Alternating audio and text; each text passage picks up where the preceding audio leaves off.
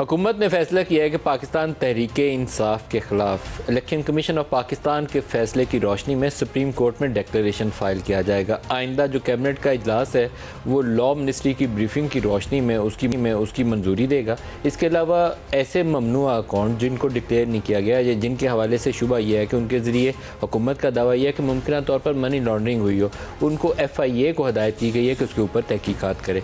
अब अगर ब्रॉडली देखा जाए तो मामला बहुत पेचीदा और टेढ़ा है, सियासी एतबार से बहुत भारी भरकम सा केस है। डूएबल्स कुछ एक होते हैं और कुछ होते हैं कि आप कुछ चीज़ें कर सकते हैं सियासत में, कुछ चीज़ें नहीं कर सकते। पाकिस्तान की अगर पॉपुलैरिटी के एतबार से देखा जाए तो शायद 27 मार्च के वाक़े के बाद जब इमरान खान ने वो ख़त लहराया था तो इस वक्त सबसे पॉपुलर जमात तहरीक-ए-इंसाफ है।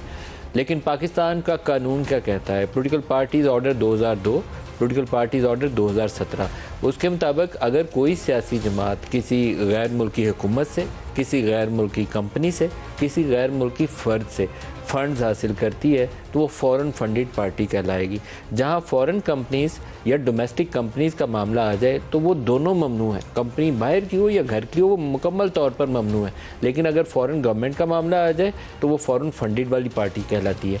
आज मरियम औरंगज़ेब ने हुकूमत की जानिब से कैबिनेट इजलास के बाद जो ब्रीफिंग की तो उसमें उन्होंने पोलिटिकल पार्टीज़ ऑर्डर के उन तमाम शिकों का 2, 6, 15, 17 उसका हवाला दे दिया जिसके मुताबिक ममनुआ फंडिंग भी, फ़ॉरेन फंडिंग भी, दोनों की चीज़ें कवर की गई हैं लॉ के अंदर।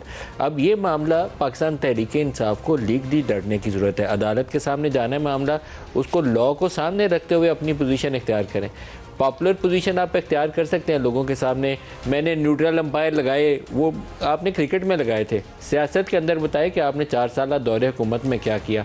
और अगर ये केस 2008 से लेकर 2013 के अरसे का है, उसके बाद 2014 में धरना हो जाता है तो PMLN तो बिला झिझक कहेगी कि आपने 8 से 13 में जो फंड्स इकट्ठे किए थे वो 2014 के धरने में इस्तेमाल हुए।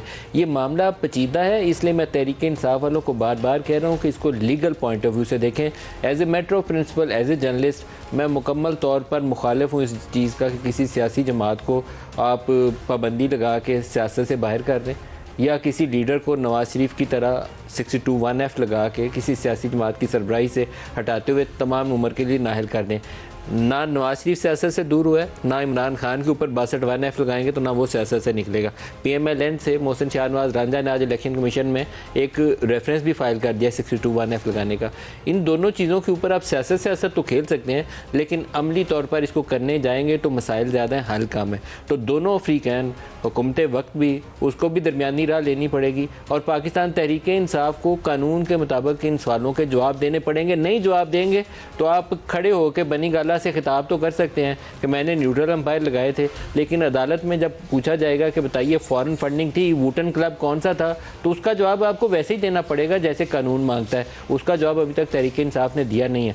आरिफ नकवी की आई हुई फंडिंग ममनुआ फंडिंग है, फ़ॉरेन फंडिंग है और वो केमन आइलैंड में रजिस्टर्ड कंपनी है और आरिफ नकवी खुद यूरोप में और अमेरिका में एक मतलूब शख्स है। आप इसको डिफेंड नहीं कर सकेंगे। आप एक अपने वोटर को तो कहेंगे, वो बात बिला झिझक आपकी तस्लीम कर लेगा, लेकिन कानून के लिए कानूनी तरीक़ाकार अपनाने की ज़रूरत है।